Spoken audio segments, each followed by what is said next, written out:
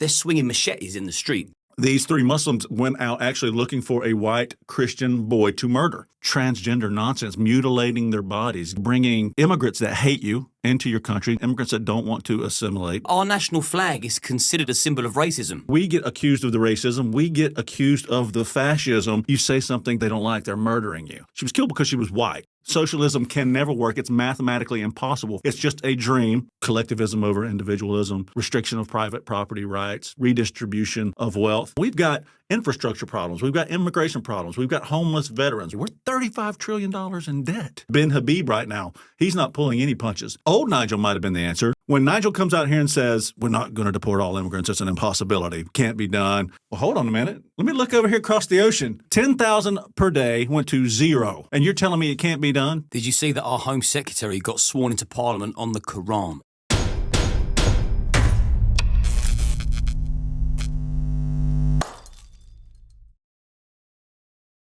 I want to say a quick thank you to our sponsors, Gold Seal. I use their products every single day, and now I finally get to work with them. I use their products for anti-inflammatory, reduced anxiety, better sleep, and mental clarity. I'm going to put a link to their website in the description, along with a 10% discount code for you to take advantage of. Go and have a look at their website, see if there's anything in there for you. I hope you enjoy this week's episode, and good health. Don. Good to see you, man. Good to see you. Absolutely. That is that's a Michigan handshake. I guess it's really a Georgia handshake, but it's had a little bit of a Michigan rub off here lately. The Michigan twist. Yeah. Well, you've flown in from Michigan, so you've come a long way for this, long way. Which is beautiful. Just give my audience a little bit of an introduction and background. Like, who is Don Keith? Sure. I'm really just a small town boy from a small town in South Georgia, a little town called Baxley. We got 2 stoplights. Everybody knows everyone. Church on Sundays, hunting and fishing. That's the way I grew up. Small town. Left home at about 18. Went to college. Got an engineering degree. Graduated from Georgia Southern University in the state of Georgia. And when I got out, I moved to Nashville, Tennessee. I lived there for probably most of my adult life using my degree. And, then I got in politics and the rest is history. So I don't know, maybe I should have stayed in the in the engineering field. Yeah, getting into politics comes with a whole load of headaches and enemies, for that matter, as we've just seen with poor Charlie Kirk. May he rest in peace. Yeah, God, it's so sad, man. It's hard really to even talk about. What an amazing guy he was, man. He was just a guy.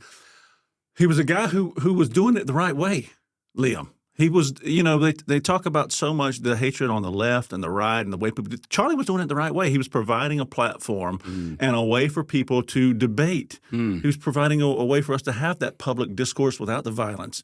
And he was so gracious to those who disagreed with him. He always preached about peace and love, freedom. He talked about Christ. He identified as a Christian more than anything, and they killed him for it.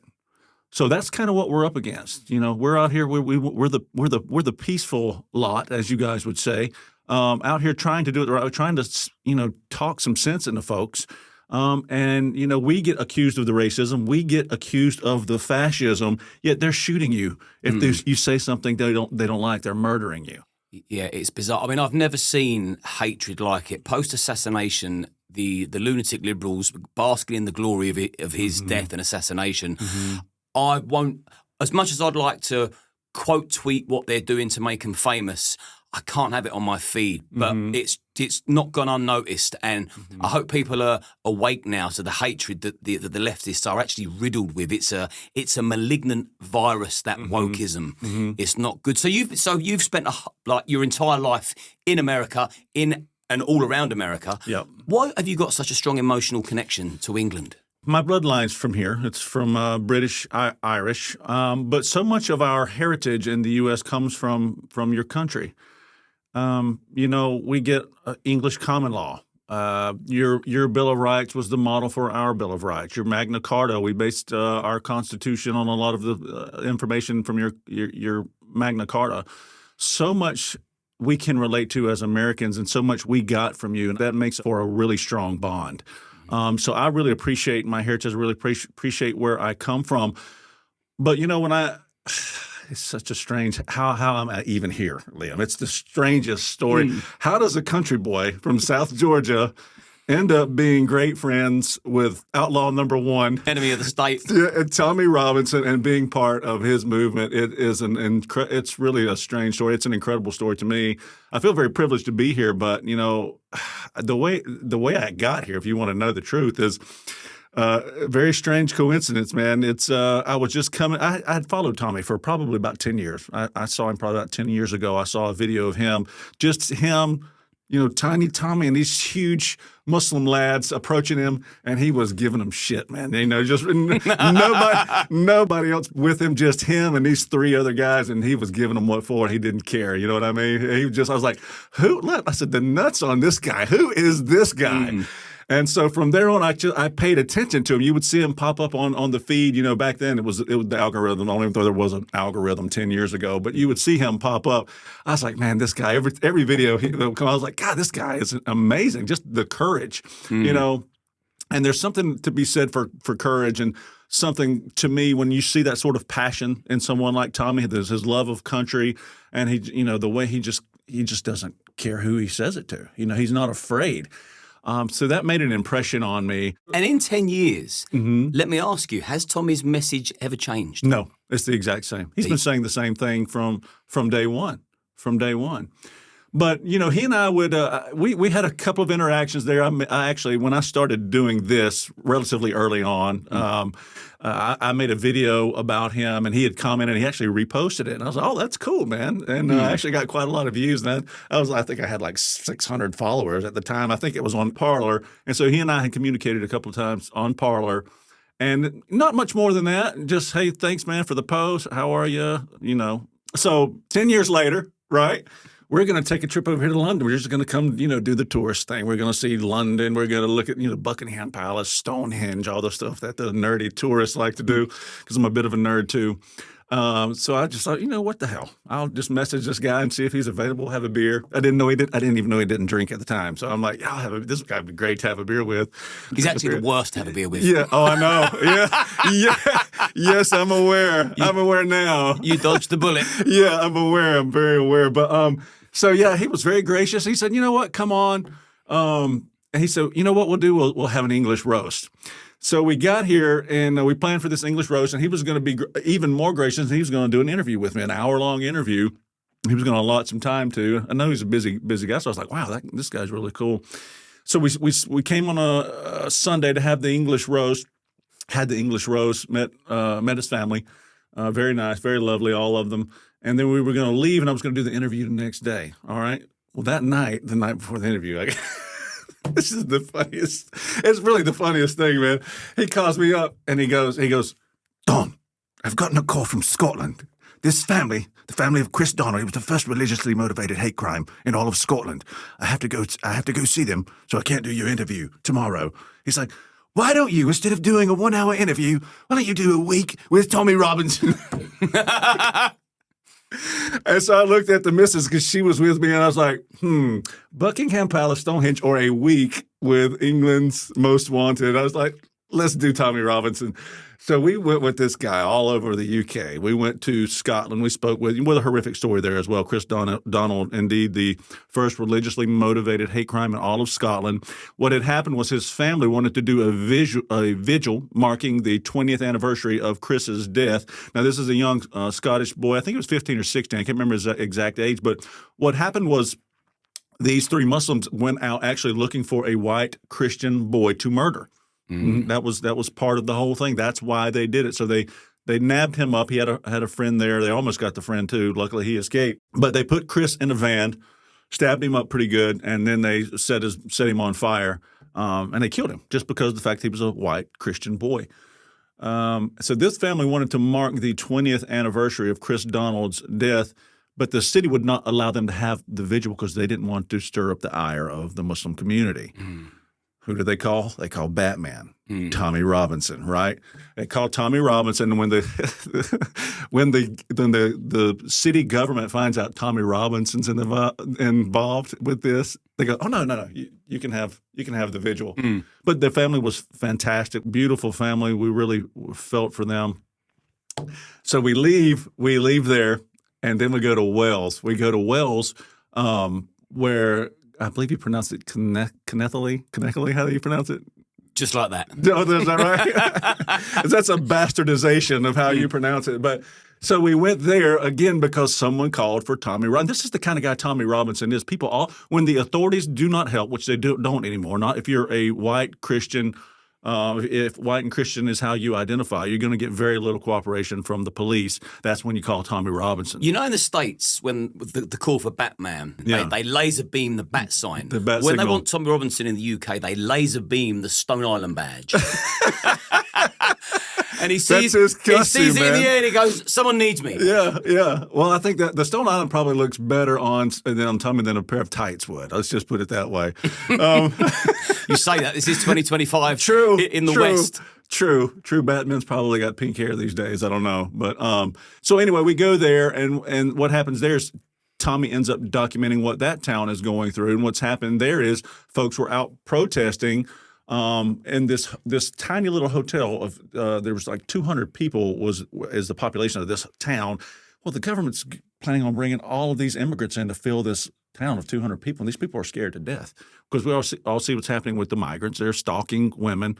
I'm not saying everyone is bad, but there's how do you parse them out? If you can't parse them out, you need to keep them all from coming over until you sort it out and figure out how to better vet your migrants. But what was happening when they were coming to pack this hotel, and Tommy Robinson shows up and he does documents this on, does a short documentary on it, and he basically makes a documentary about everything they're going through and, puts that up for the world to see.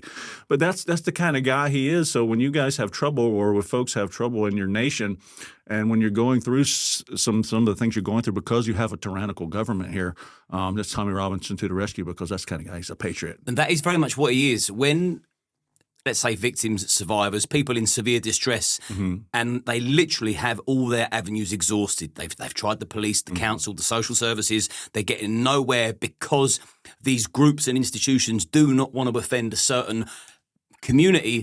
It always lands on Tommy's lap, and he'll always put his testicles in the wheelbarrow, walk through their town, and deal with it very courageously. He can't say no. No, he can't say no. He can't say no to anyone. He cannot. When they ask for help, Tommy's there. Yeah. I could tell you a funny story, but I want this to be completely about you because this is great. You're more patriotic Thank you, for man. Britain I appreciate that. than a lot of Brits at the moment, although the tide is turning. And so. I'm sure every time you come back, you can feel a bit more national pride. There's a resurgence of it. But there is. We look at the Americans and we think, wow, guns over there. It's insane. But you must look at us and think, they're swinging machetes in the street. So what's your current view, perspective, opinion of Great Britain as we live and breathe today? I love the people of Great Britain. They've been very warm and welcoming to me. They're very passionate about their politics. The one of the differences I will tell you, it is starting to see a change now. But when I first started coming over here to Tommy's demonstrations and speaking in his demonstrations, one of the things I noticed between your culture and mine is the optimism. I don't think you guys have the same optimism we have in the United States. People always call us those arrogant Americans or those cowboys, but it's because our government is set up the way it is, and because we do have so many constitutional protections set in stone that we have that confidence. So when you come over here, you can definitely see because of your government is so corrupt, and there's so many authoritarians entrenched in your parliament and in your government. They are able to control the masses. And we always have that in the back of our minds, and we always know in the back of our minds that our government, because of our Second Amendment and our First Amendment, our Second Amendment protects our First Amendment. And just for people that don't know, what are the Second and First Amendments? Sure, the Second Amendment is the right for the people to keep and bear arms, and it shall not be infringed by the government. That's in our Constitution. You cannot infringe on our right to bear arms. The First Amendment is our right to free speech. The only caveats we don't have hate speech laws, which are very subjective. So depending on who the party is in power, if you don't like cheeseburgers and you say I like a cheeseburger, well, now that becomes hate speech. Very subjective. Who gets to define what hate speech is? That's why you don't have hate speech. It makes absolutely no sense at all. So we don't have hate speech laws. Have you noticed that Great Britain hasn't got a First Amendment at the moment? Yeah, I have noticed. One of the things I said recently was that Great Britain needs some sort of constitution set in stone because obviously the Magna Carta is very outdated and it's not really adhered to much by Parliament. most of what you would call a constitution in the UK is based on a set of precedents and statutes that that determines what your laws are really. And those can change, again, like the wind with the party in power. You make a new law, well, this statute's gone. It's not set in stone. With our Constitution, that's it, baby. That's the buck stops there. When you get to that document, if you've breached that document with any of these laws, that's unconstitutional. And it can't happen in the United States. That's why we feel so protected, and that's why I think we're more confident in the arrogant, because we know if it comes to our government, our people in the UK may not understand that our Second Amendment was specifically created for the sole purpose of protecting us from a tyrannical government. A tyrannical government. That was people say, "Oh, you hunting and self-defense." It's not even self-defense that it was created for. It was created for defense from our government. So if our government does try to step over that line, because there is a line. We saw that in 1776 when the British same type of government you guys are facing here. The British government then was tyrannical. It's tyrannical now. We were pissed off about some taxes, man. That was it. Look at what they're doing. They're turning your children into these, transgender nonsense, mutilating their bodies, putting them on these hormones that are going to destroy their systems for life. They're bringing immigrants that hate you into your country, immigrants that don't want to assimilate. They hate you. They hate your culture. They see you all, whether you are a practicing Christian or not, they see you because you're non-Muslim as a white Christian. That's what they see everyone in the UK is. And they've come to take over by subjugation, right? Or either, subjugation or death is what it says in the Quran, right? Whatever it takes. So they are commanded to go forth and prosper all over the world and spread Islam until the very last person has been converted to Islam. So that's what they see every white Western nation as is somewhere to go and conquer. Now they'll come in like lambs, right? But they want to go out like lions, right? You see the when the Muslims come into a country, they use the LGBT community, the Marxists. So all these different groups, anyone on the left, they'll use as useful idiots until they get to where they need, until they get the numbers. Right now, there's 6% of your population, I believe. And we can see that you don't even need 50% of your population, more than 50%, for it to become dominated by Islam. We can see already the influence they have with the 6% they have.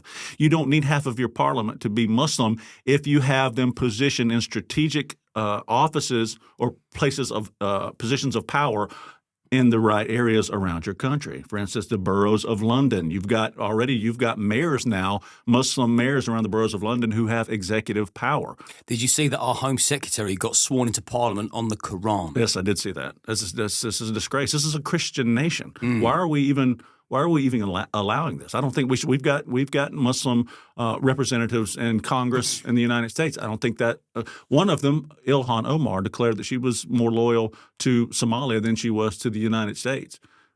No repercussions, nothing. We don't do anything about it. She's still there. Why is she there? I'm surprised Trump hasn't nipped that in the bud. Well, could be work in progress. Trump can't do anything about that because of the way our government works. We have three branches of government. We have the executive, the legislative, and the judicial. So they each are separate but equal branches of government. So Trump can't just go in there and remove somebody from Parliament because that's an equal Parliament, Congress. He can't go in and remove someone from Congress because that's an equal branch of government. Well, that's interesting to know because anybody over here on the left, and if there's a problem in the States, everyone will just blame Trump. So Trump isn't the Wizard of Oz. He's not got the ability to do everything, but he does what he can in his power.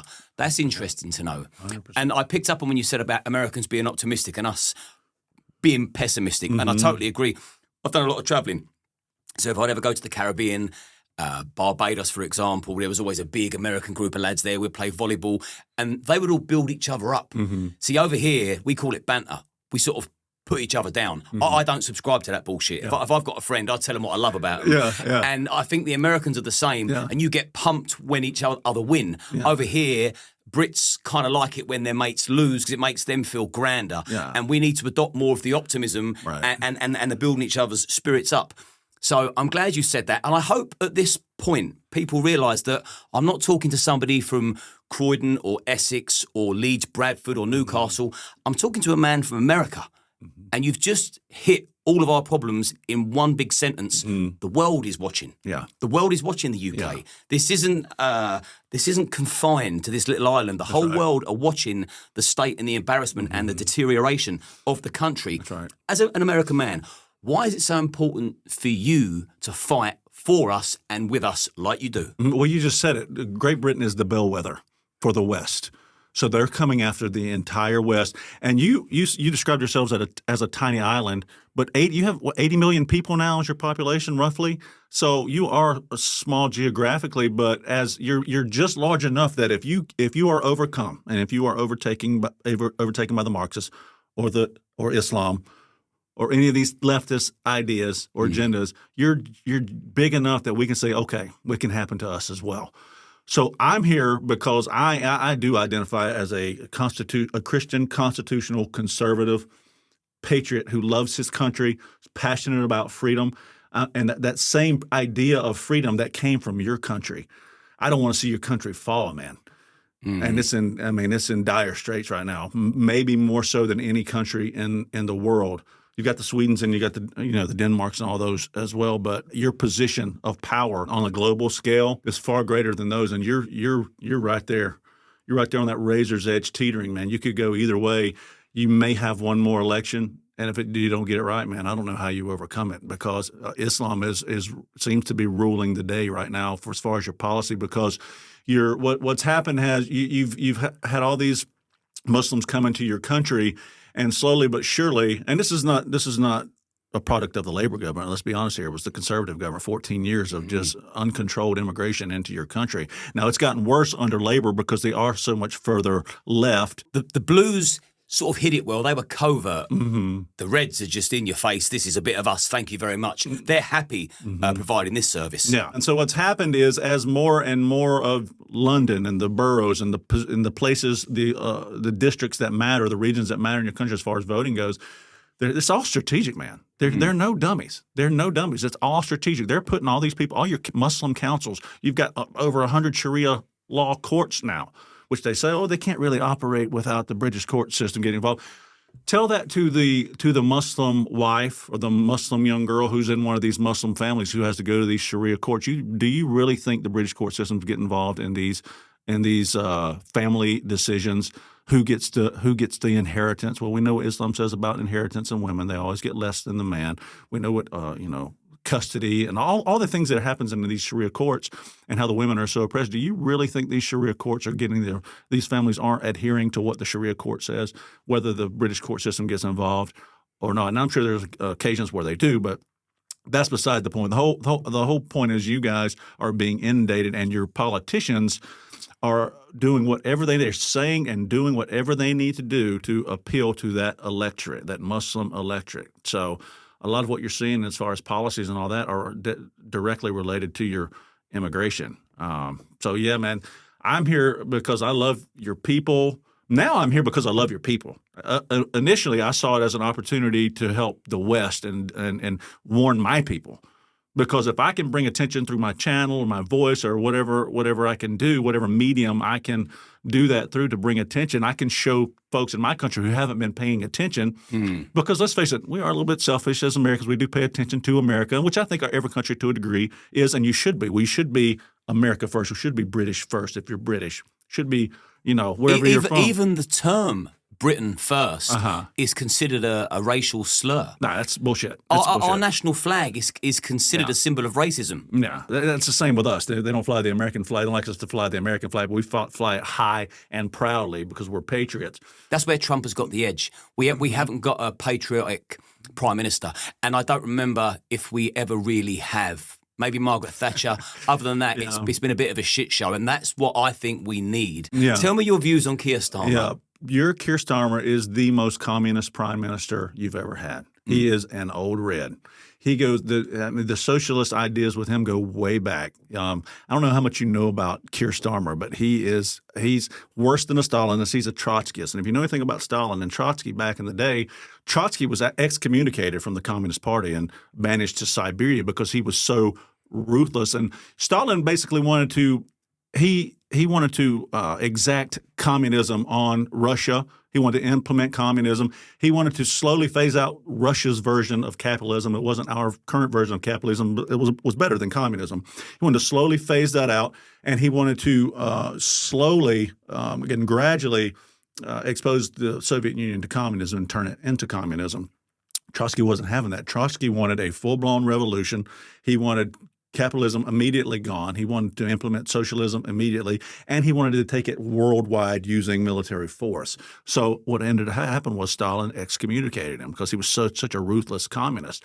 Well, Keir Starmer, your prime minister, is a follower of a guy named Michel Pablo, whose real name was Michalis Raptis. Now, he was an undercurrent of Trotsky's, or he's actually part of Trotsky's Fourth International back in the day, but he ended up getting booted from the Fourth International. But he was a devout follower of Trotsky, and that's who Keir Starmer has modeled his entire belief system after, was this guy Pablo, who was in Trotsky's Fourth International. In fact, Keir Starmer actually started a magazine in 1986, I believe it was, with three other gentlemen. It was called The Socialist Alternative. He was on the editorial board. He actually wrote for this socialist magazine, and he, espousing all of his socialist ideas and, collectivism over individualism, restriction of private property rights, redistribution of wealth, all the things that make socialism, all the things that are so dastardly and terrible about socialism as they are opposed to capitalism. There was something else this Pablo guy was famous for. It's this method of infiltrating organization. It was called deep entryism is what it was called. And it was basically this method of infiltrating these massive organizations like your parliament or other organizations that would otherwise be capitalist or something else, and gradually and systemically using your voice and your ideas and whatever policies you can help create there, and gradually turning them over into socialism. Right? It was called deep entryism. So that was, and to me, that's exactly what I see Keir Starmer doing. He's using that deep entryism philosophy from Pablo, this terrible, Trotsky, devout Trotsky follower. Trotsky was ruthless, dude. He was a terrible communist, and this is who Keir Starmer is in the vein of. He's the most communist prime minister you ever had. So, and where does this all end up? What's the end result if socialism creeps in its full capacity? What would the UK look like for people that don't really understand socialism, communism, Marxism, and really, there's people that would have voted for Starmer that don't really understand Starmer. They just hated conservatives so much because they made such a shit job of ruining they've done a great job of ruining the country. They've done a shit job of conserving the country, which is ironic because they're called conservatives. But where does this end if Starmer stays in, or even Labour? Well, we can look through history and look at trying to find any example of socialism that worked, and we can get the answer there. I mean, look at what just happened to Venezuela. Look what a beautiful, flourishing country Venezuela was, and then Maduro comes into the picture. And it's shit now, bro. It's shit. Violence, everything. You see what happened with Charlie Kirk? That's what they're all about. That's what they're all about. We bring the peace. We want to do it peacefully. We want everyone to have their piece of the pie. We want you to work for it. We want you to be able to innovate. We want you to be able to make as much money as possible, own as much land as you can land as you can own. They want the opposite of that. They want the problem with socialism is everybody cannot be equal no matter how hard you try to make it happen. Because even if you take all of the wealth of Great Britain and you distribute it throughout the massive and you say, okay, you only get this much and you get the same amount throughout your entire population, eventually you're still going to have equality because you're still going to have people who don't work as hard as someone else. You're going to still have people who don't have the aptitude as someone else. You're going to have folks who don't who will squander their wealth and waste their money, not invest it properly. And you'll have all these people who over here were given the same amount as these folks. And now what have we got to do again? We got to redistribute it again. And so what happens as you do that, eventually, I think Margaret Thatcher said eventually you run out of other people's money. Well, that's why. That is why. Socialism can never work. It's mathematically impossible for socialism. It's just a dream. It's a far-fetched dream that never works, and it never has. And people always say, "Oh, it'll work. I said, "Okay, well, just show me one example." It's an idea. It's a fantasy, right? And any fantasy that ends in violence is one that needs to be cleared from. And I can't see how people what I don't think what people realise. You see the political prisoners, Lucy Connie, for example, and now they're talking about rolling out digital IDs. People don't realise that is the start of communism. 100%. That's the start of it. So people that think, people were probably thinking that voted for Labour, yeah, good. He's just coming down on the far right that doesn't even exist. I mean, you go to these rallies, you see these families, it's a multicultural gathering of concerned families that can see where the country is heading. But these leftists that hate the right so much and see people getting jailed for tweets and thoughts and very little, and then digital IDs rolled out, they think that it's the government cracking down on the far right. That's the government cracking down on you. 100%. That's all of us. Yeah. And you're the useful idiots. You keep voting for me. You think you're getting what you want. Bam, you're part of the trap too. 100%. And we can see what happens with social credit scores. If we look around the world, we can see what the communist countries are doing with it. We can look at what China's done with it. Okay, I don't like what you said here on this post, so we're going to jack your interest rate up a little bit, or we're not going to give you a loan at all, right? It looks like you used too much fossil fuels this week, so we're going to have to knock you here in some way, or fine you here, or penalize you here. You traveled too many miles this week. You went outside your 15-minute city, so we're going to have to fine you a little bit more money this week. So they'll use it to track you. They'll use it to track wherever you go, whatever you do. They'll use it to basically suffocate you and force you to, bend to their will. There's nothing you can do about it. I mean, I can see you've got your eye well on the ball and your ear to the ground. But it's staggeringly impressive to think that you've got more political knowledge and history on the UK than most people in the UK, because we're purposely put in our busy bubble. You've got to leave your house at 5. You've got to be on the train by 5:30. You've got to be in Central London for 7. You've got to be at your desk for 8 o'clock. Otherwise, your boss is looking at his watch. You've got to start working. You get 30 minutes lunch break. You've got to eat quick. By the time you finish work, you've got to rush back so you can have 30 minutes with your kids. By the time they go to bed, you're fucked. You've got to go to bed because you've got to do it all over again. And you're too busy to pay attention to what's going on around you. And that's when these insidious socialist fucking policies start creeping in, because you didn't even see it coming. They keep us so busy and distracted that we don't even know when we're under attack.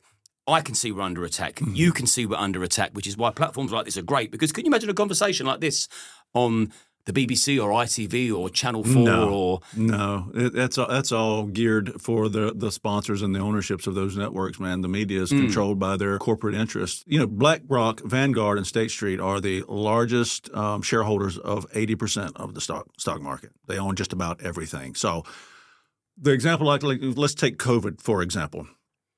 During the COVID administration, you had every network coming out and, saying how great COVID was. Everybody needs to get that vaccine. Now you need to get 2 shots, 3 shots, 4 shots, 5 shots. Well, the same entities, BlackRocks, the Vanguards, and the State Streets, who own the pharmaceutical companies, also own the news networks. Now, if I'm a small-town guy and I own a small-town newspaper, but I also happen to own the burger joint right across the street, I'd be pretty stupid if I didn't advertise and just rave about my hamburger joint in the newspaper I own. So if I'm BlackRock, Vanguard, and State Street, and I own all the pharmaceutical companies who are producing the COVID vaccine, and I own all the news networks, I would be a fool not to rave about and promote these medicines and these vaccines on the news networks that I also own. Do you see how incestuous the whole relationship is? Why news networks aren't really promoting the news anymore? Because if you hear about a product that they like, if you hear about a person that they like, well, I guarantee it's got something to do with the owners over here who own 80% of the stock market, who also own your news network. I'm talking about ABC, NBC, CNN, Fox News. I'm talking about all of them are owned by BlackRock, State Street, and Vanguard. And look what they do. Let's take the opposite to that. Look at what they do to the people they don't like, the people that speak out. Very much what you've just done there. Look how they attack people that notice the patterns, call it out, build a big platform.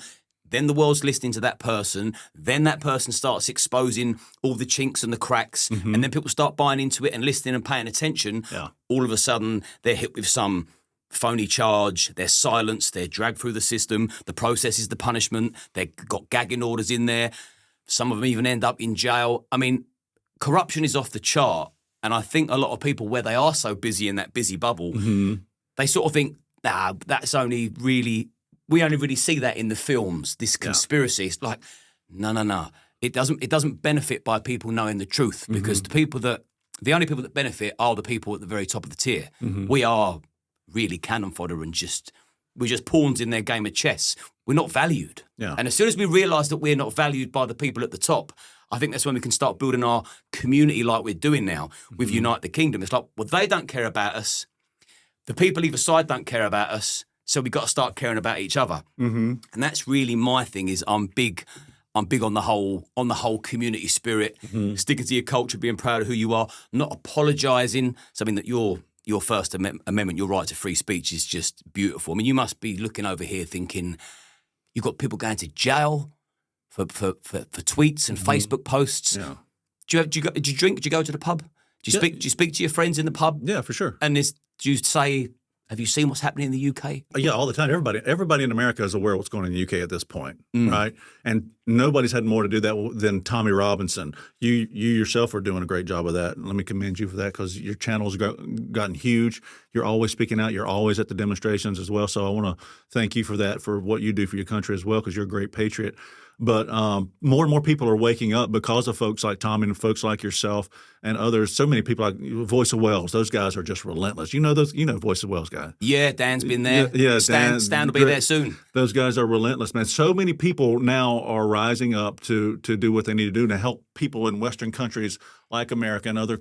I think most of Europe's aware and has been aware for a while what's going on here in the UK, but America's just starting to wake up and see that. Oh my God, you guys really are a bellwether for the rest of us in the West.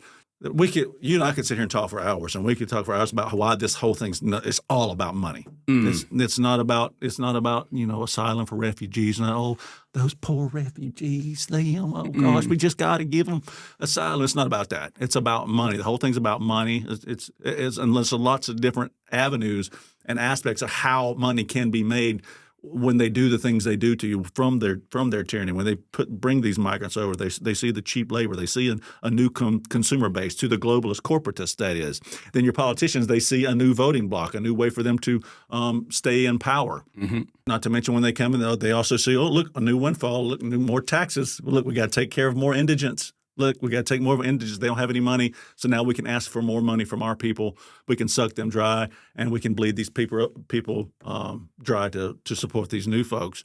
Then you've got the military-industrial complex, who's looking way down the road. They see what happens. Well, if the UK, one of the most powerful nations on earth, becomes Muslim, we know what happens to Muslim nations, to third world nations. They're always in chaos. So maybe that's a potential for us to have a revenue stream there and make some money way down the road in the future from the chaos and the war that may come from that. So all politicians, to a lot of people, including me, are just puppets. Keir Starmer hasn't got the IQ to run a country. He's not got the business acumen. He hasn't got the empathy. He hasn't got what it takes, period. So I know that he's a puppet. Now, Biden looked like he was the Walking Dead. He can't walk upstairs properly. He can't stay awake. Sniffing girls' hair and stumbling and fumbling. Fucking just looking at him. See, that was an awakening for me. Come on, man. Yeah. Come on. When I looked at Biden, I thought, okay, he's not pulling the strings. He's not making the decisions. So who is? But I believe that Trump is making the decisions. Is it because he's got so much wealth and he's so old, he hasn't got long left, that he can't be bought, he can't be manipulated, and he's obviously overtly patriotic? So I'm sort of answering my own question, but I want to hear it from you. Like, can Trump be bought? Is Trump a puppet? Trump cannot be bought, and part of it has to do, I think, with his wealth. He is a very wealthy man. He was a very wealthy man the first time he came in office. It's much easier to buy someone who doesn't have wealth than the guy who came in with 8 to 10 billion. I think, which is what was estimated at the time. He actually lost money. Only president to lose net worth when he was in office. Obama went from having nothing, being broke, basically before he became president, to now he's worth like 200 or 300 million. It's a lot of money Obama's worth. Anyway, no, Trump cannot be bought, and I tell you, it's got a lot to do with his days as a real estate mogul in New York. The guy's a master. He wrote the book The Art of the Deal. He's a master negotiator. But more than anything, he loves America. He loves the opportunities that America has provided for him. He loves our capitalist economy. He loves all the opportunities that came from that.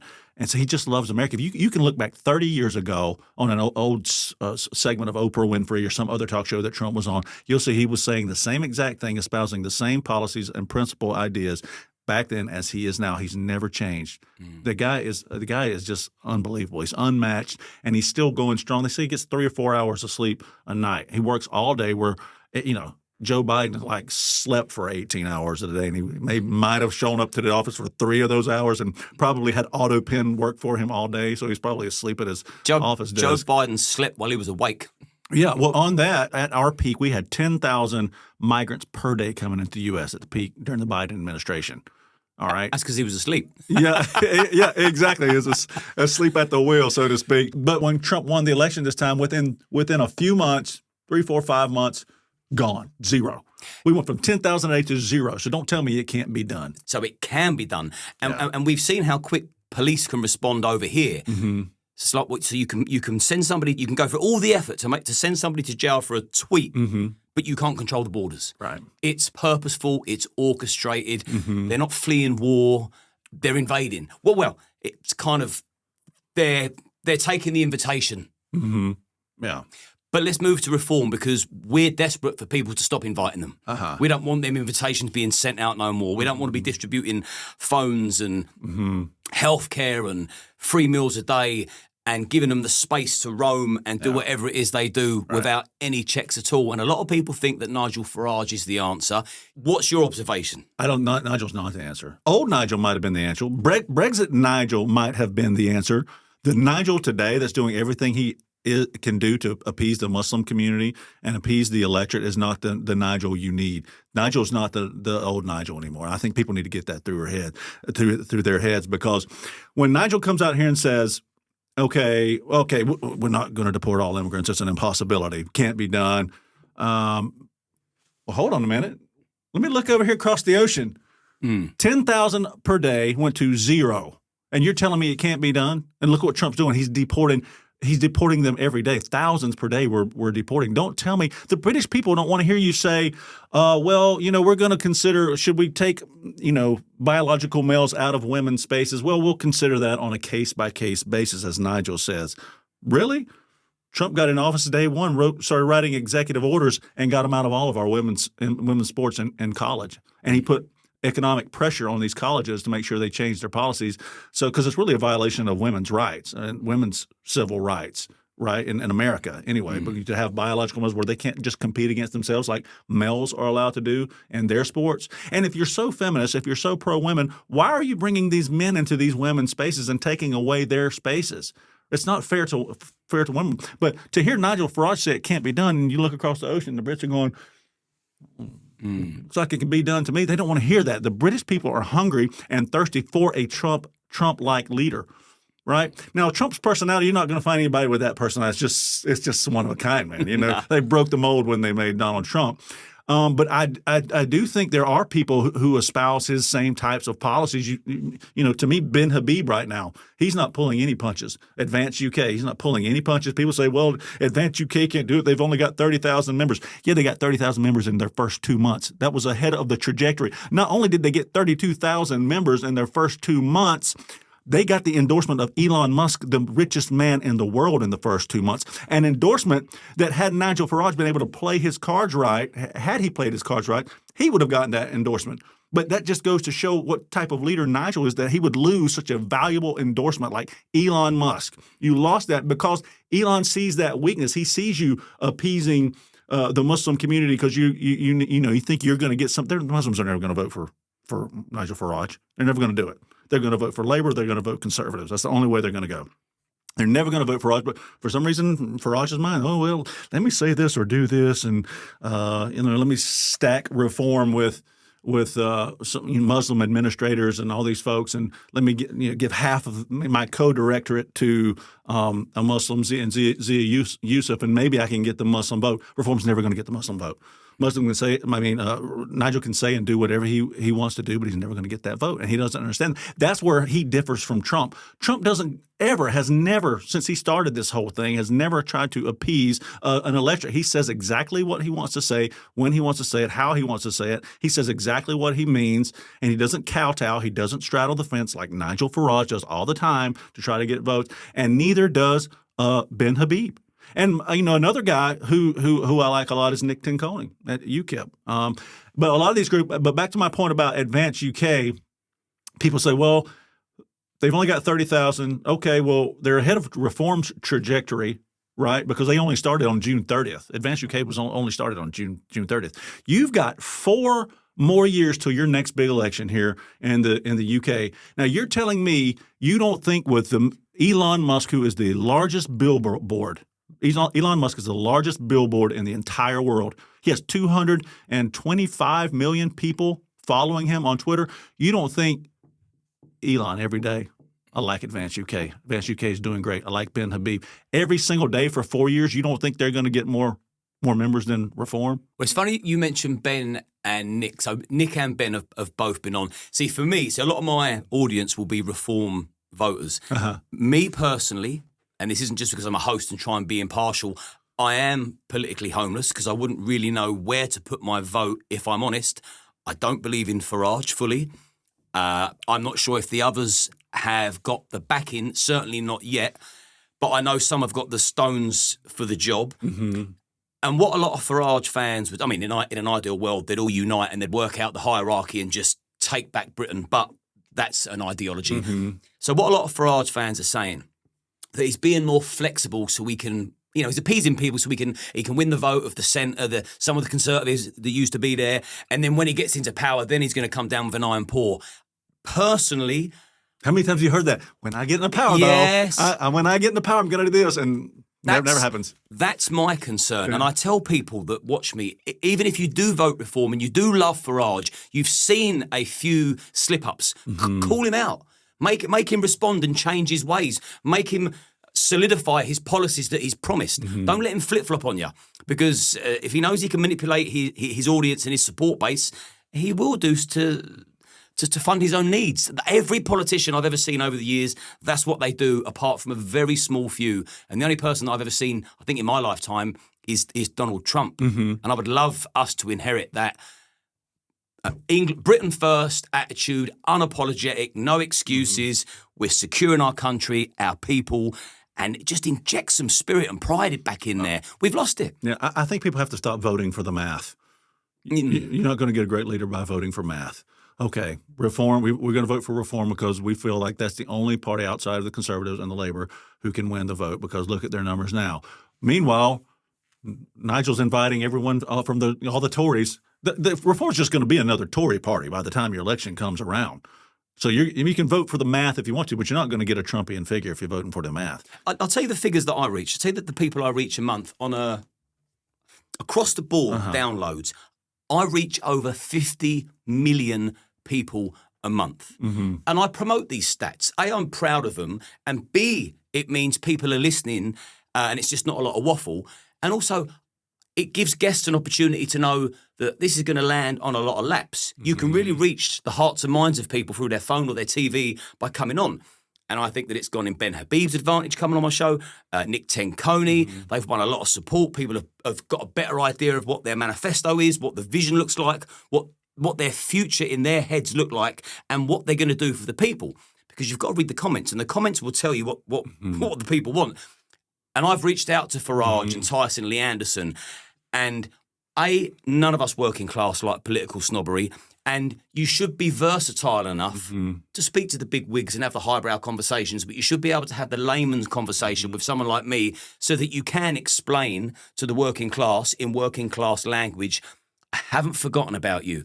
And I had a guy called John Mappin on just week before last, and he actually knew Charlie Kirk personally. He was due to see him in a few days. But he knows Nigel Farage, Rupert Lowe, but he knows them all personally.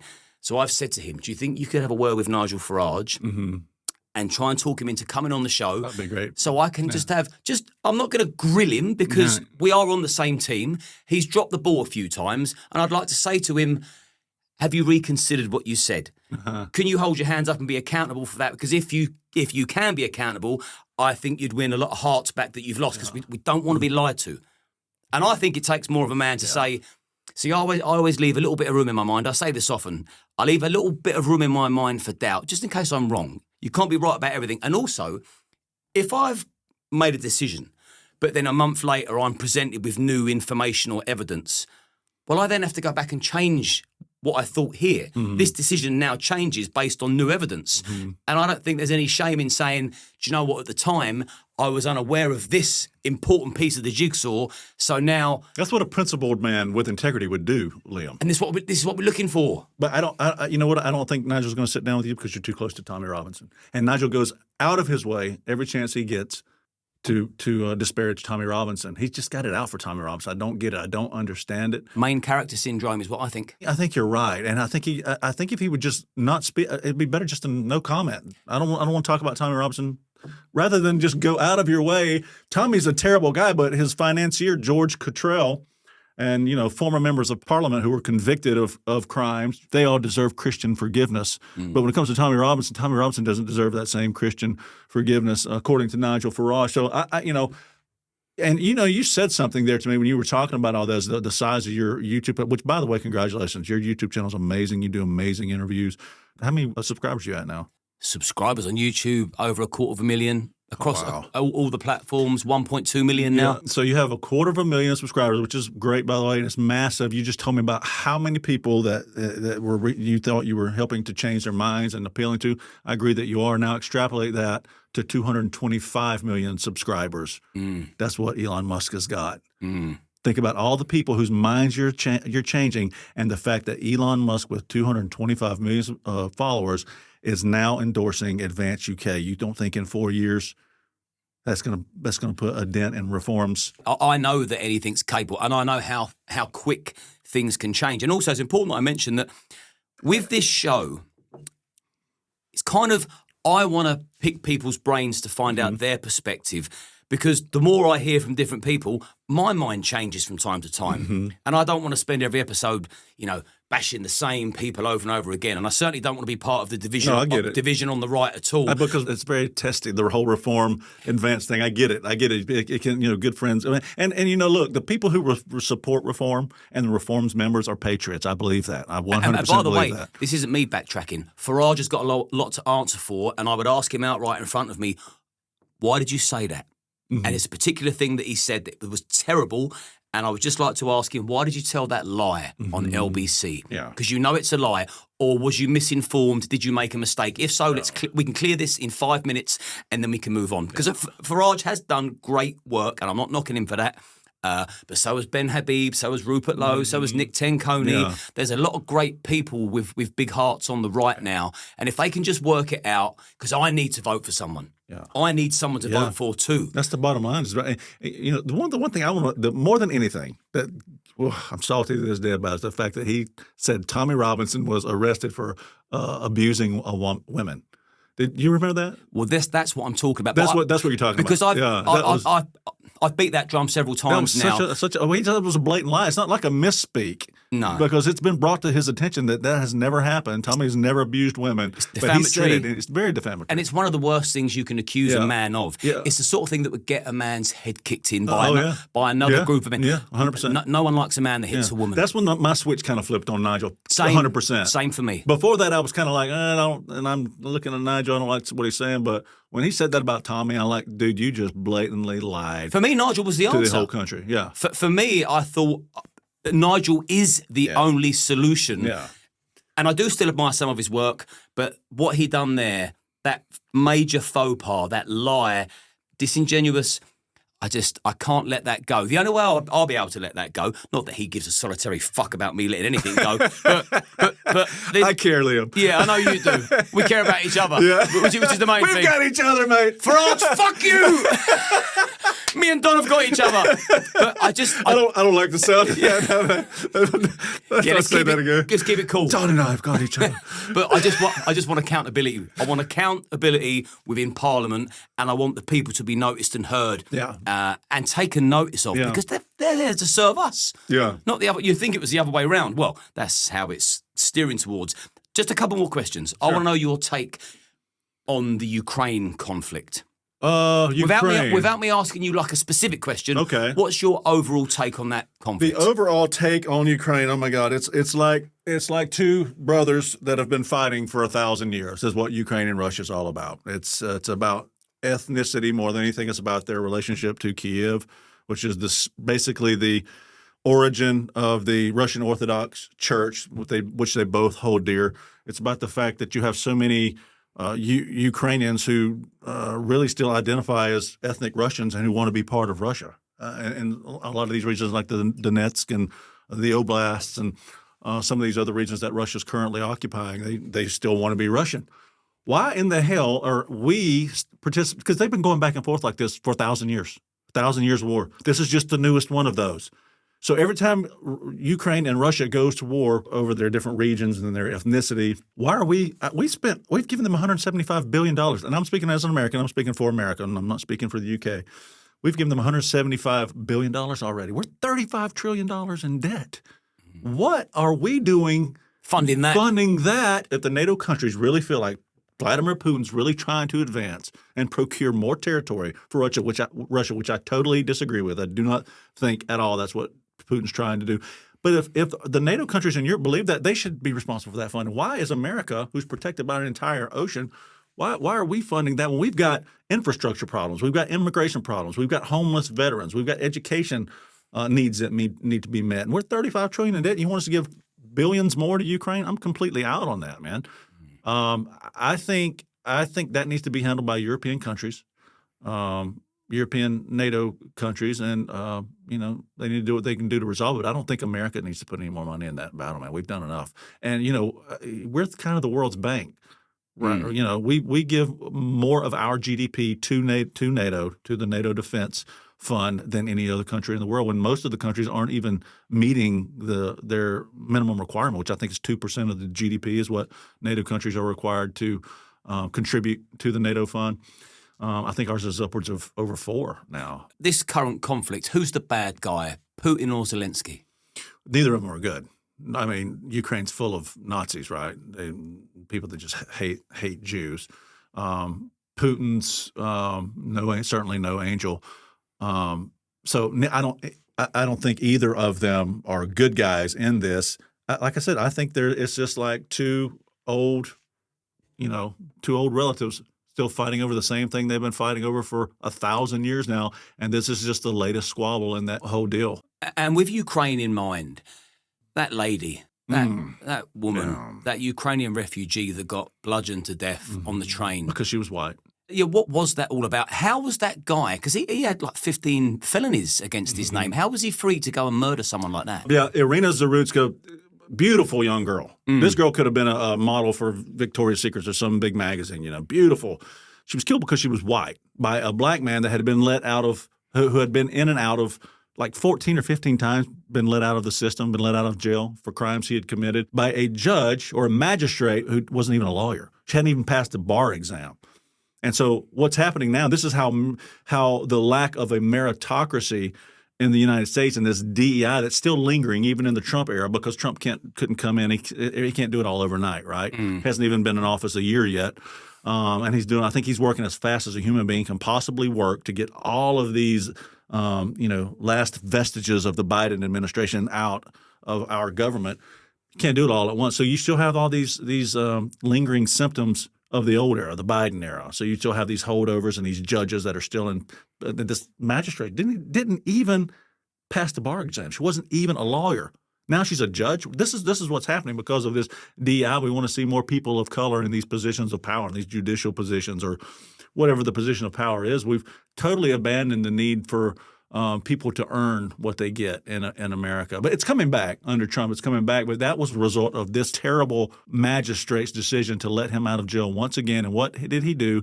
He went, didn't even say a word to the girl sitting behind her, got up and stabbed. What kind of piece of shit coward do you have to be to stab a young girl like that from behind with no warning? What kind of piece of shit do you have to be? And he sat there and he contemplated that for a while. He made a solid decision. I'm going to end her. And then when he got up, he said, I just got that white girl.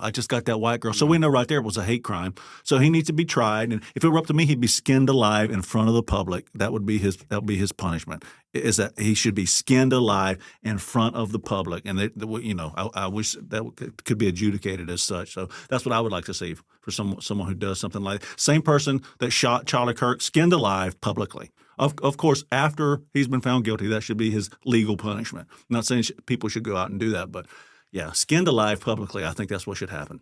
Yeah, I think most people would agree with you there because they were both harrowing, unprovoked, unnecessary, completely avoidable murders. End of life, terrible note to end on. But before I ask you the final question, which will be more of a chirpy one, where can people find you? I think you're going to be very popular off the back of this episode. So tell me your social media platforms and I'll put the links in the description. Well, first of all, I want to thank you for having me on. You're such a great patriot, and it's just an honor for me to be sitting here across the table from you. Honor to have you on. Yeah, thank you so much. I look forward to the rest of this weekend. People can find me at Real Don Keith is my handle on X. Please follow me there. On Instagram at Real Don Keith. I was on TikTok, but they got rid of me because they don't like what I have to say. And then it's on YouTube. My YouTube channel is at The Real Beef. So you can find me all those places. And you're going to start building your YouTube, aren't you? I've just started building the YouTube. And now I've had a YouTube channel for a while, but I just never, because back in the Biden era and before that, they kept canceling me. But now I've found that they're actually letting me say what I want to say, which is shocking. But yeah, heck yeah, I like YouTube now. So I've just started. I think I've got 4,000 subscribers, so I haven't been on it that long. But whatever you guys can do to give me a follow, I'd appreciate it. We'll put the links in, and I imagine people watching this will jump over almost immediately after this interview's finished. So the final question is, what is your final message to the people of Great Britain? Never give up. You have a fantastic country here. You have a fantastic history. Your country spawned the most powerful nation in the world, America. You should always be proud of that. We got what we have in America. We got it from your systems of government. We got it from your heritage. Everything we have in America, we got from you originally. Be proud of that. You can be that again. You can be America. Do not take this tyranny. And do not take this bullshit from your government. You can do something about it. But everyone has to rise up and do it today. We're going to do it peacefully. This weekend, we're going to have a nice, peaceful, free speech, fun festival this weekend. And it all starts there. Support, regardless of what you've ever heard about Tommy Robinson in the past. It's all a lie. Understand that. He's the greatest patriot your nation has ever known. Come out and support Tommy Robinson and the Unite the Kingdom movement, because this is the future of Great Britain. And this is the only thing that's going to save it is all of you people rising up and believing in the empire that the British nation once was and can be again. So, yeah, if we take care of the culture, the politicians can take care of the politics on our advice, not theirs. Yeah. And with that said, man, so glad you flew in. So glad we've done this. Yeah, thank you, man. I'm glad to. Love your energy and your patriotism, and you as a whole. Good health, brother. Thank you. Love you, brother. See you. Cheers, man. Yeah, take care, man.